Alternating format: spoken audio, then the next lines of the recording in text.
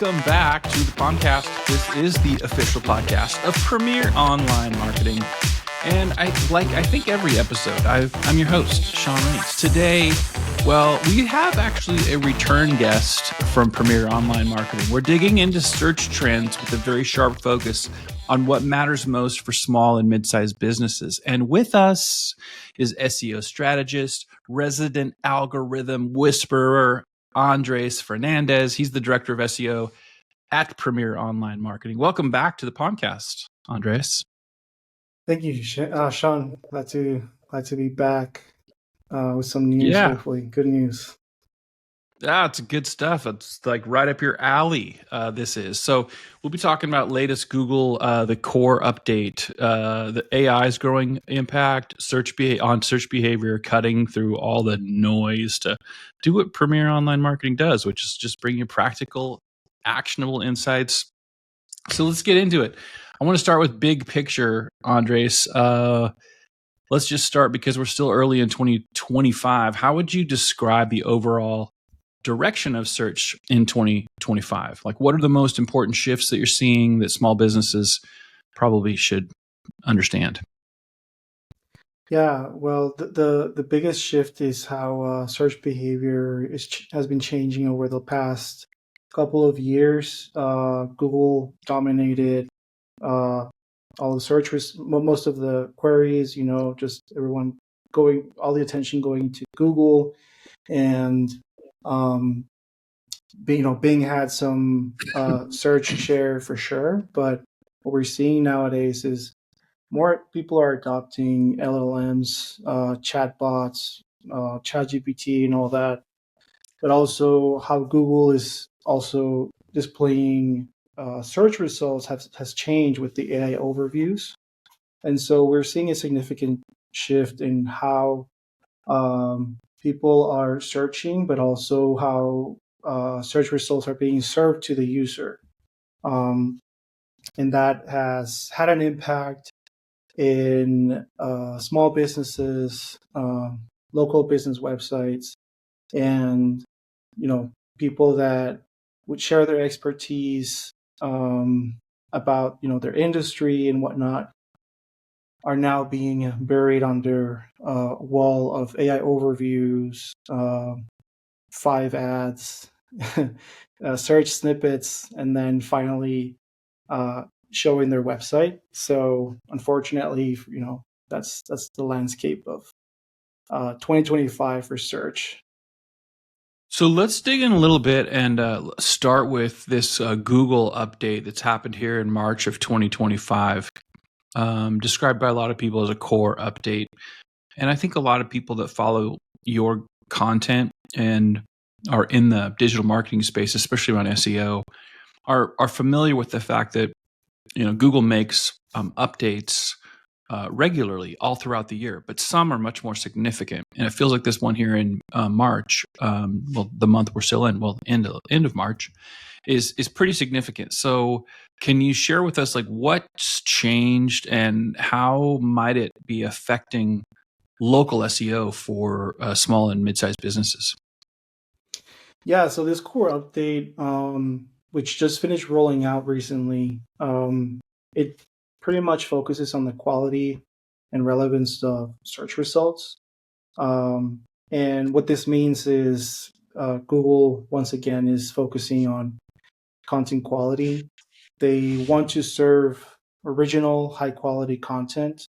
And especially with, LLMs, we're seeing the same content just regurgitated in a different way and with a different tone. And so Google is rewarding or wants to reward original content. Also, user-generated content is being rewarded. Forums and, of course, Reddit, Quora, all of those appear at the top when you have more of a conversational query. So there is, there is a push towards that, but more than just thinking about how can I improve my content is how can I add my industry expertise, which is crucial, right, for content quality, for user experience, and answering Google's questions. On top of that, Google is putting an emphasis in reviews, just trustworthiness signals like reviews, citations, even also just having high quality photos instead of like having renderings, but having high quality reviews, trustworthy reviews, um, and and having high quality citations that are um, in line or very similar to your name, address, phone number, that match. All of that is very important for local businesses. um, I would say if you're not doing that, you're falling behind. And in the topic of high quality photos, we've seen in the past few years is that when people look for, just for an example, for a power sports dealership, if you look for a power sports or motorcycle dealer, you will get the local map pack, and then um, the thumbnail will be the storefront. Whereas if you look for side by sides for sale and you get served a map pack query, the thumbnail will change to a side by side, or the an in like an in store picture of a group of side by sides. So super important to have all of those signals, and really just have as much information and uh, creative in your listings to maximize that.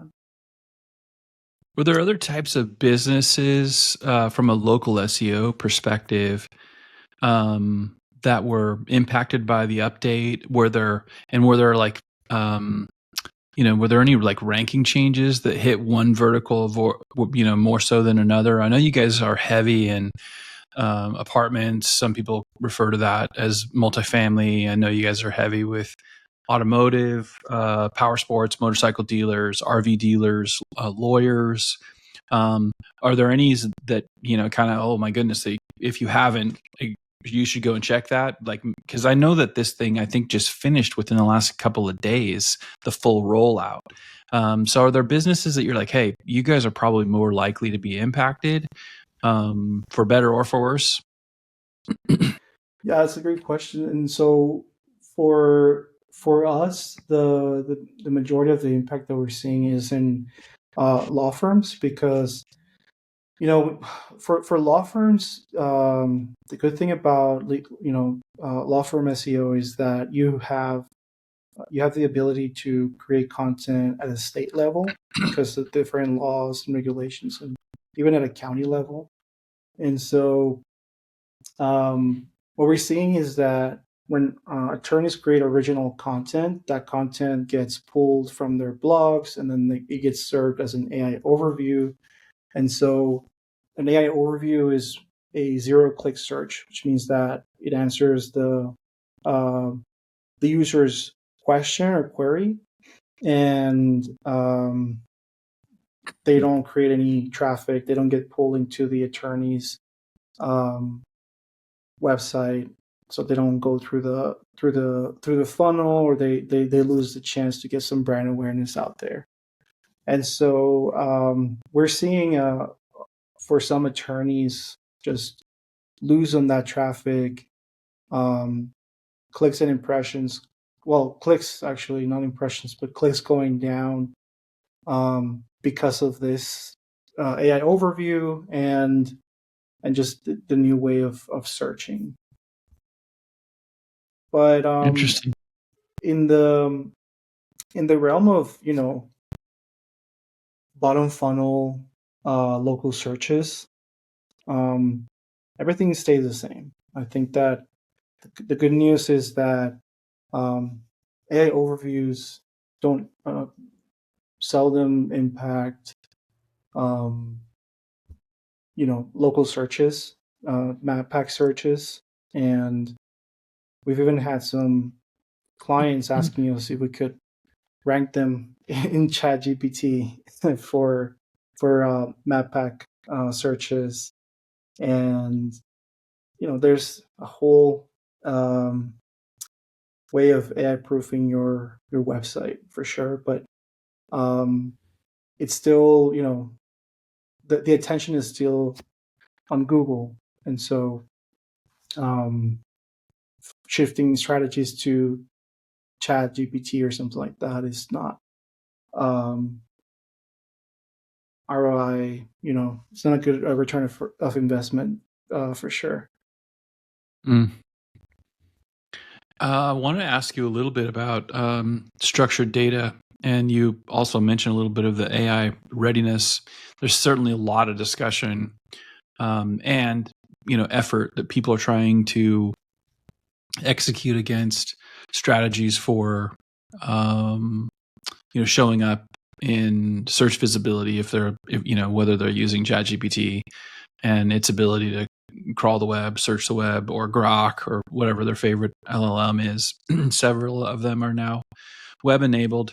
There's a structured data conversation that I think plays in both, standard organic optimization as well as now in the rise of AI.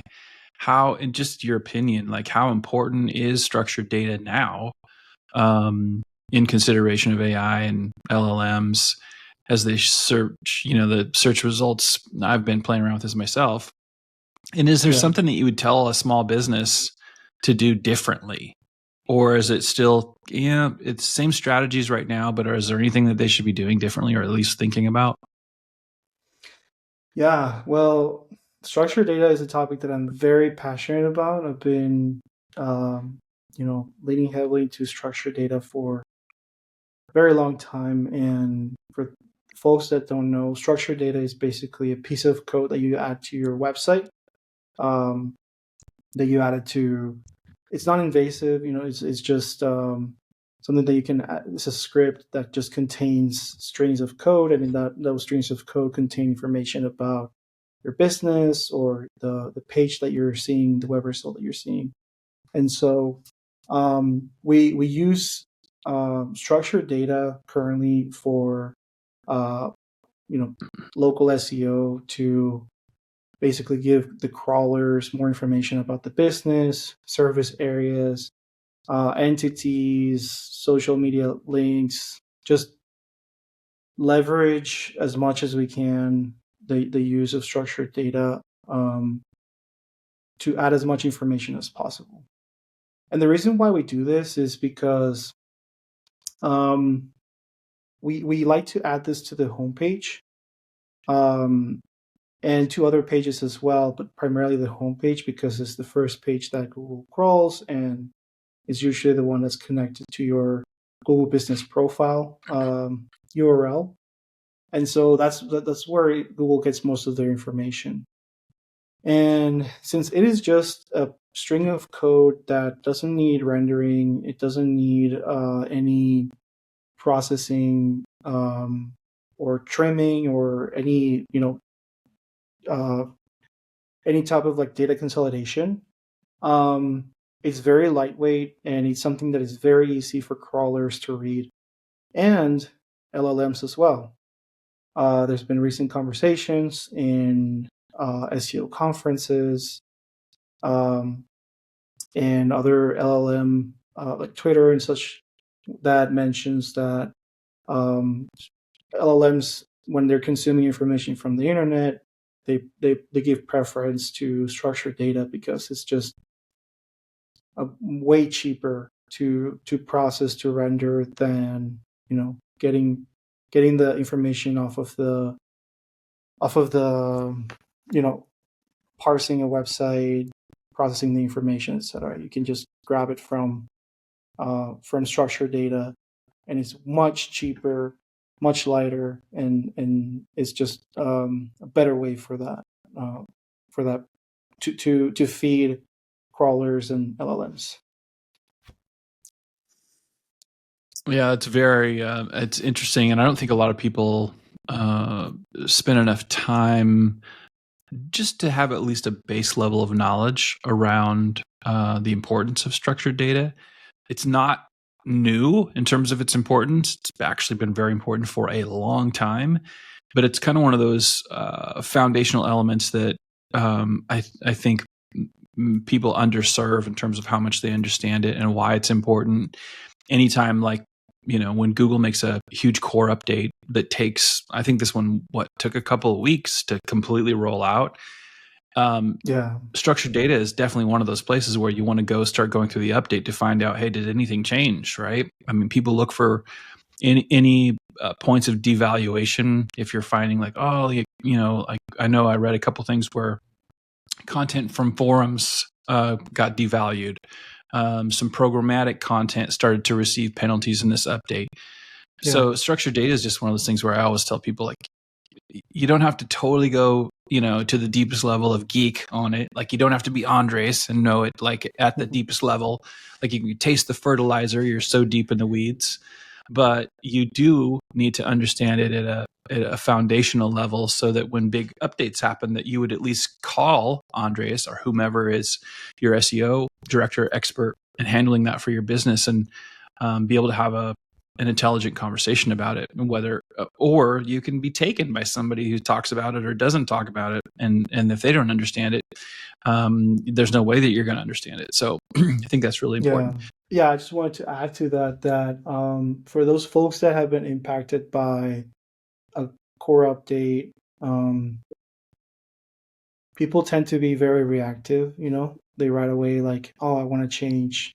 Like, I want to audit my website and change everything about it and follow Google's guidelines. What we tend to see is, patience is very important. Just waiting around, like being aware of it is great. But making drastic changes to the website is not a great strategy, because then you won't know what's working and what's not working.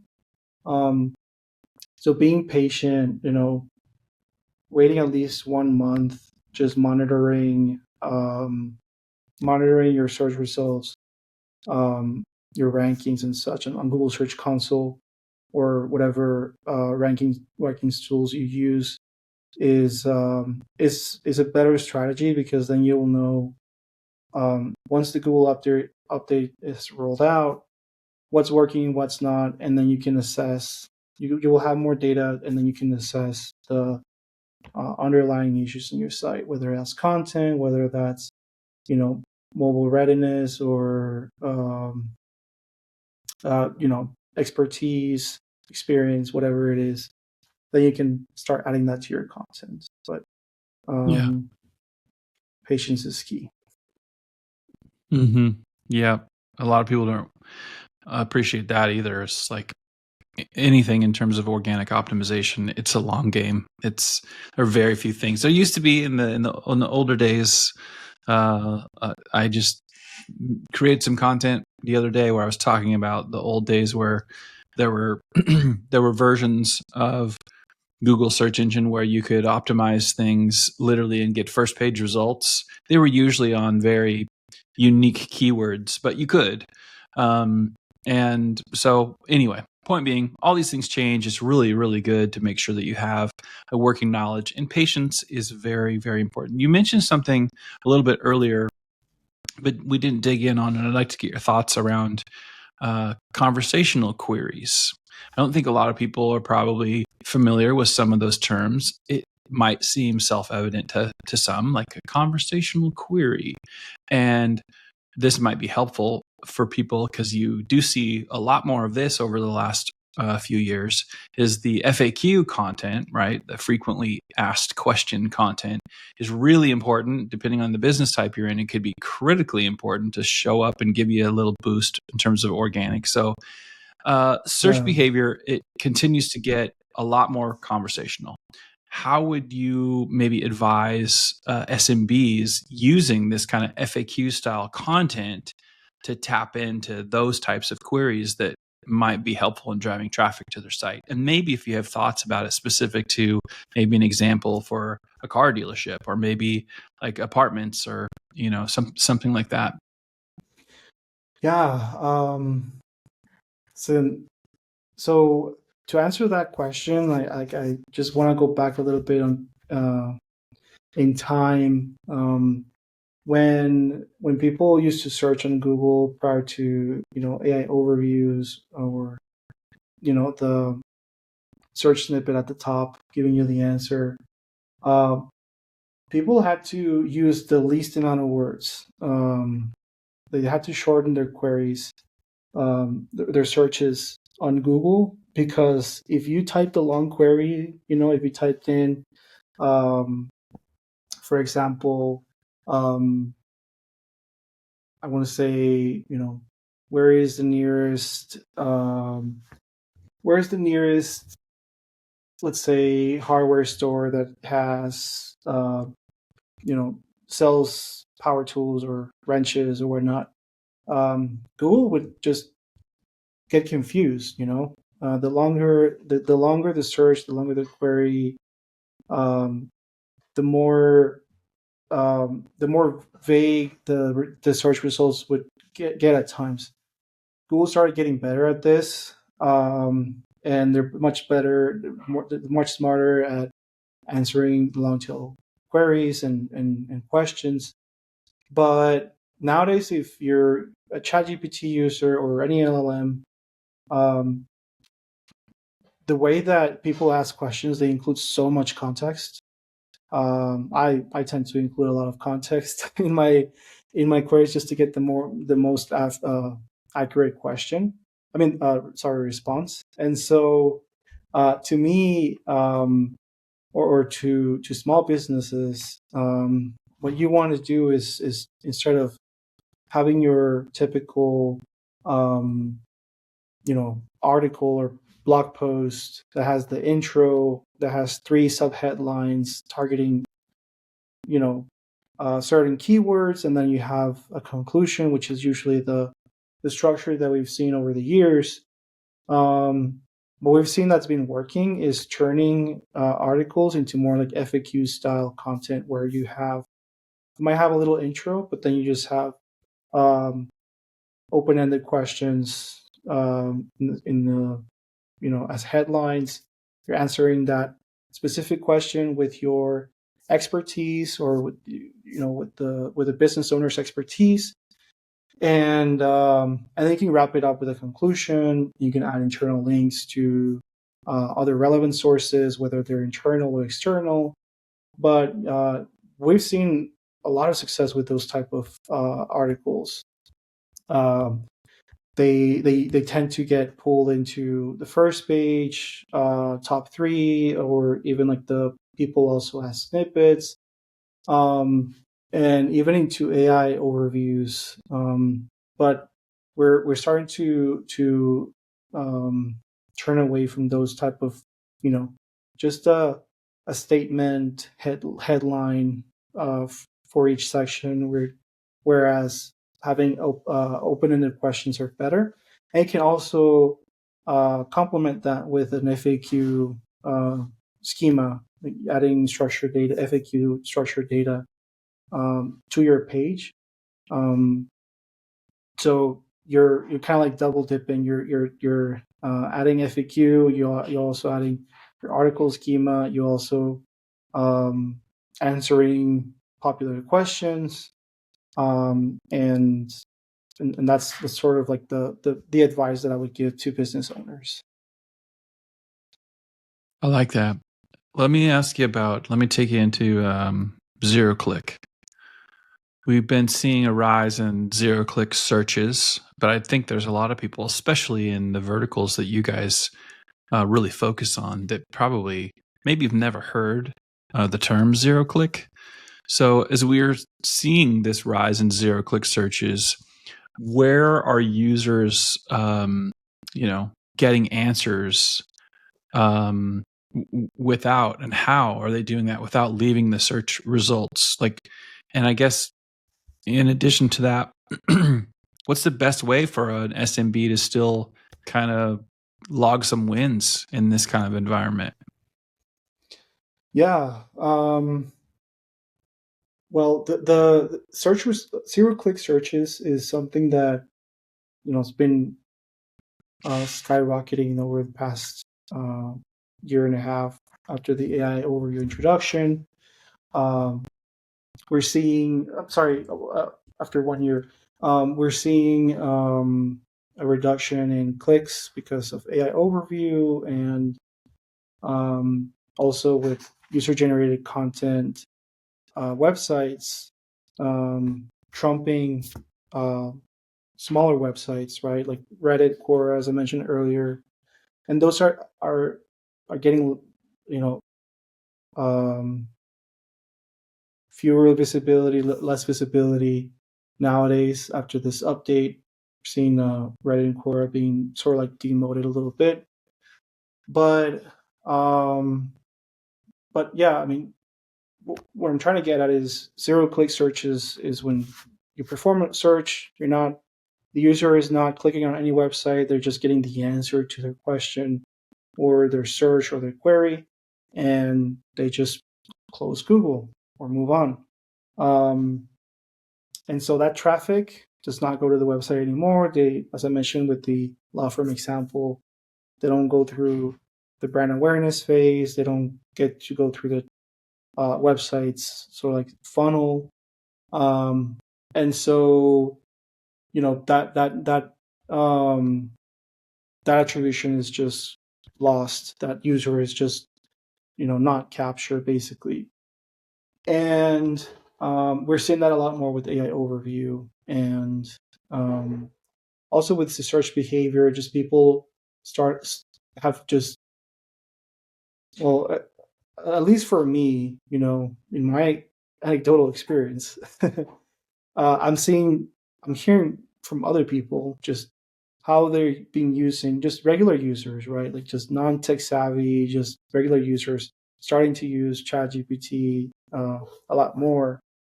And so to answer their questions, right? And so aside from the AI overview, people are starting to lean into AI to get answers to their questions. So it's not even about zero click searches anymore. It's about like where the attention is going as well. We're seeing a rise in perplexity, and so many LLMs are competing nowadays, and new models coming out every week. It's just completely insane how the landscape changes drastically week over week, not even like quarter over quarter. It's just like, something new coming out every day. We had ChatGPT 4.5 come out last week with image generation. We're seeing like Ghibli style images coming out. Where Gemini Flash experimental came out. Also with image editing capabilities. And there's so much turmoil currently in the AI world / professional world. And, there's also a lot of confusion there because, people are like, which one should I use? This new one came out. Which one should I pick?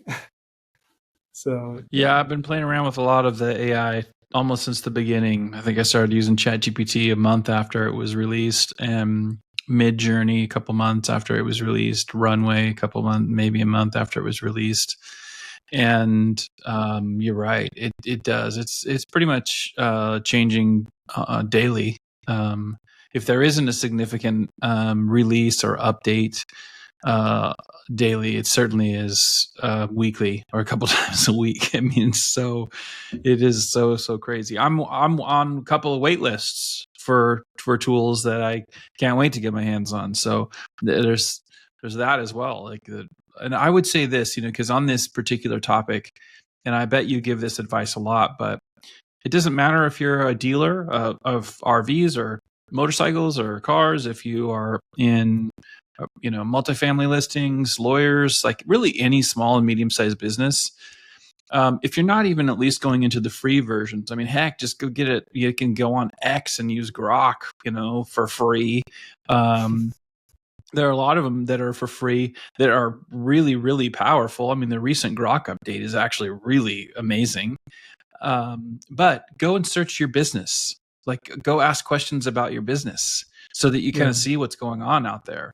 Because every time I'm talking to businesses that use Premier Online Marketing, or they're going to talk to companies like yours to make a decision, I always tell them to ask these questions of the people that you're going to engage, because they know the answers. Like when I tell somebody, hey, Andres is a good guy to talk to about this stuff because he's doing this very thing. You should also do it for your very own business. The types of things that you think people might ask AI or previously asked the search engine, now they're starting to ask AI anymore. Go and do that for yourself so you've seen it with your own eyes. And you follow that path where it takes you so that you get some insight and some data, and then maybe keep a journal of those things or screenshot it and keep a file of those things so that you kind of have an idea of where this goes, because we're in a brand new era. And you're in a situation where all of us are, where the internet was one thing, and a lot of people think that it kind of came on fast. AI is making it look like, like it took like as long as like an ice age. It's like AI is just turbo light speed, super fast. And there's a lot of cool stuff about it that I think businesses should, put a wet blanket on their fear and make sure that they actually have their arms somewhat around the basic understanding of how it may or may not, be something that they have to be concerned about. Because in a lot of business cases, you need that foundational knowledge, because it actually presents a lot of opportunities for your business to get better, all kinds of efficiencies, just a lot of stuff. And we're talking on that subject of the AI and the kind of changing the role around SEO. Do you think we're moving towards a content strategy that's very heavy on that side of the fence, on the content, and maybe is it going to be less so, do you think, as far as the technical side of SEO, or do you think it'll be still a blend of both? I still think that it's going to be a hybrid for sure. I think, unfortunately, I think this whole conversation's been about how, zero-click searches have been impacting businesses, and so we're like really focusing on top of funnel content is not the best strategy at the moment. I mean, it's still a good strategy, but it's not the best strategy to like nail down clients and customers, and so and get brand awareness.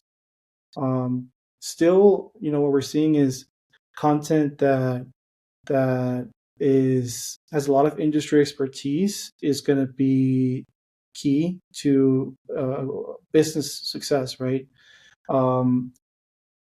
Offering unique insights, offering original content, and offering tools that your users can play with, or utilize themselves.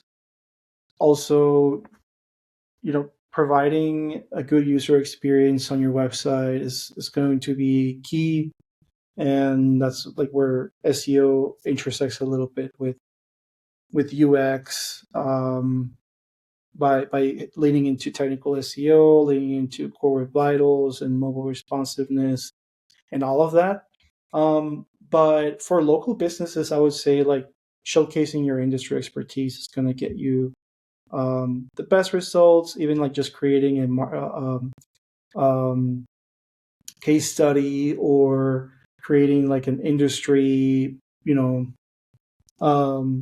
report that would be, very helpful, involving expertise from other thought leaders in your niche. Creating linkable content, right? Going back to like industry expertise, if you create content that other people can share, Um, we're also seeing, LinkedIn and other platforms, social media platforms becoming search engines, right? So having the attention there, having content and sharing that content in social media where people can look at it when they don't get buried under 1,000 ads and AI overviews, where it gets served to the right audience. That's where it's going to be helpful. So our content strategy is not much more about just ranking on Google. It's like creating a valuable piece of information that other people can share, right? And that can be linked to and get SEO value indirectly. On the technical side, we do have a AI proofing sort of method, um, and of course, like integrating structured data, making sure that your robust TXT is crawlable by LLMs and search, spiders alike is crucial. Um, all of that is part of our strategy for AI proofing. But I think that we're still going to see um, a blend of both. We just need to change the intent a little bit, um, with how we want to, um, you know, how we want to capture the traffic. It's not much more about ranking on Google and getting the search traffic. It's more about creating valuable content that you can share, that can be found elsewhere, um, and it can be shared in all platforms essentially. Mhm. I got a couple more questions before I'm going to let you go. And this next one is kind of around maybe some recommended tactics or tools. Maybe a couple that you would recommend for SMBs right now, if being competitive is kind of on their mind, but they don't necessarily have huge budgets. That always ends up being a factor, it seems like, for SMBs when it comes to all things SEO. Is like, I don't have the budget. Even though they do, most of them do, they just don't realize it, or it's allocated in the wrong places and they don't know that. Yeah. But let's just under the assumption that the business does have limited budget, but they're looking for the kind of tips that will help them the most in terms of staying competitive. What would you say those are? Even if it's repetitive of a couple of the things that you've shared, because a couple of things come to mind that you've shared during the episode. But if there's anything else in addition to that, I think that would be really great for people that are trying to be budget mindful but still competitive. Yeah. Well, I mean, the best tool that you can use, as a local business owner for SEO is always going to be Google Search Console. And it might be overwhelming to look at the platform as it is and the interface, because you might not understand how, what the difference between um, impressions and click is, how Google gathers their data. But at the end of the day, as long as you have it installed on your website, um, via tag or HTML tag or whatever, and you're collecting data, um, you'll start to see what people are searching for to find your website. And a lot of times when your website's not optimized for those specific queries, you will start seeing some glimpses of it. And then you can couple that with an actual, paid SEO tool such as SEMrush or Ahrefs to do like a deep dive into what the actual search volume of that is. Um, there are, of course, cheaper tools such as Mangools or Keywords Everywhere to get that data. Um, but I'm just recommending the ones that we use. And yeah, I mean, Google Search Console, one of the SEO tools such as Ahrefs, SEMrush, Mangools, or Keywords Everywhere. And I would pick one AI tool. I mean, it's not an SEO tool, but as you mentioned earlier, I think it's a great recommendation to add an AI tool to your stack, to your tool stack, right? Just having a go-to, whether it's ChatGPT, whether it's Perplexity, whether it's Grok, being able to consume that information is very, very valuable. Um, and it just gives you a better, a different perspective of, um, how LLMs that have, they spend millions, billions of dollars pre-training them, and they have 100,000 GPUs running to give you this output. It's very interesting to see what they consider to be valuable and invaluable output. And so, sticking to one one AI tool. My personal favorite one is Rock, as well as you mentioned that one earlier for general purposes. I really like that tool. And there's a few others that I recommend, but they're a little bit more niche. But yeah, I think Grok is really good. And if yeah, I would add that to your tool stack as a small business owner, to really like just speed up, how you learn about your business and your industry, and see what's being said or discussed out there. Yep, I think that's good advice. Grok's just easy, but I don't know. Maybe some people are like, oh, I don't like X or whatever. Like, get over yourself.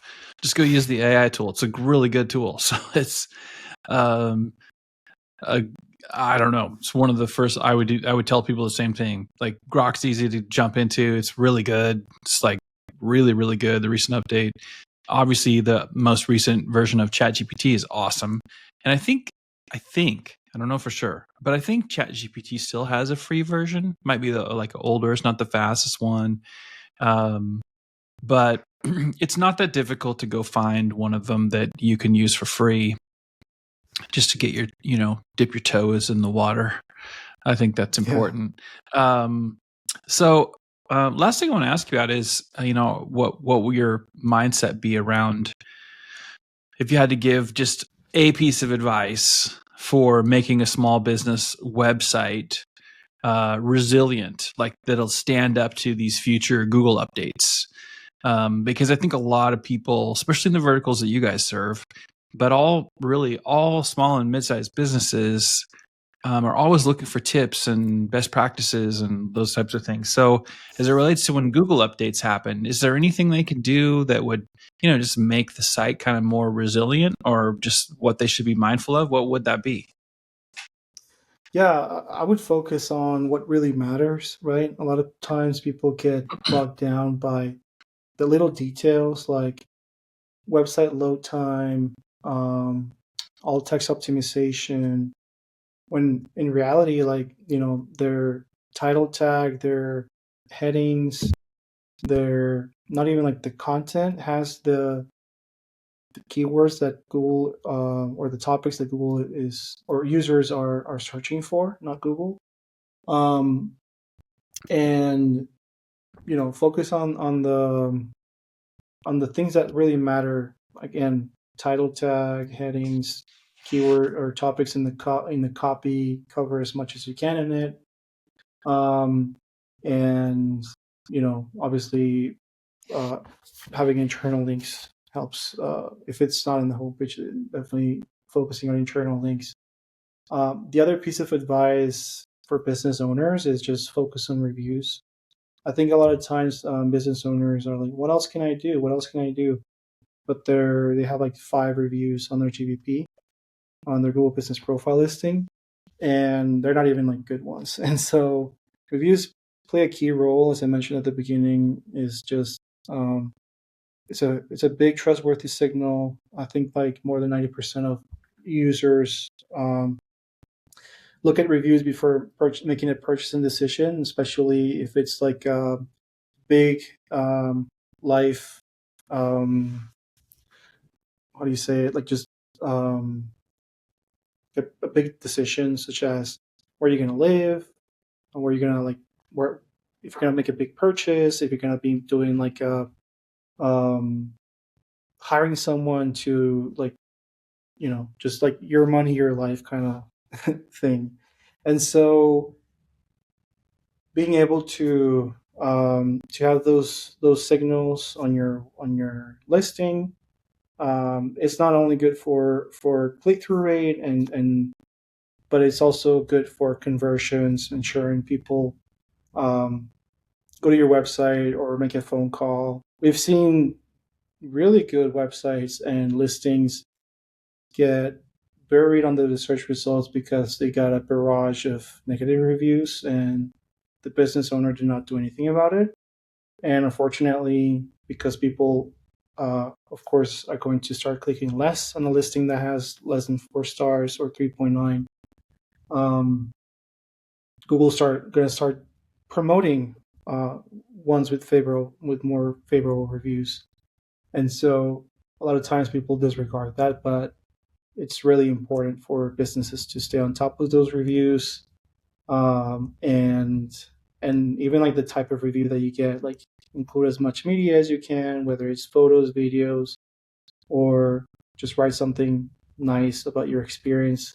That's going to help the review stand out and also stick around, so it's not automatically removed by Google's filters.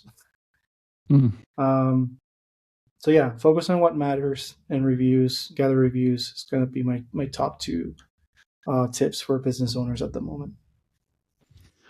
Awesome. Well, that's a wrap on today's episode of the POMCAST. Huge thanks to you, Andres Fernandez, for joining, sharing some serious SEO wisdom. If you are an automotive, apartment, legal, or just about any small business owner trying to navigate the fast-changing world of search, remember, it's not about chasing trends. It's about staying strategic.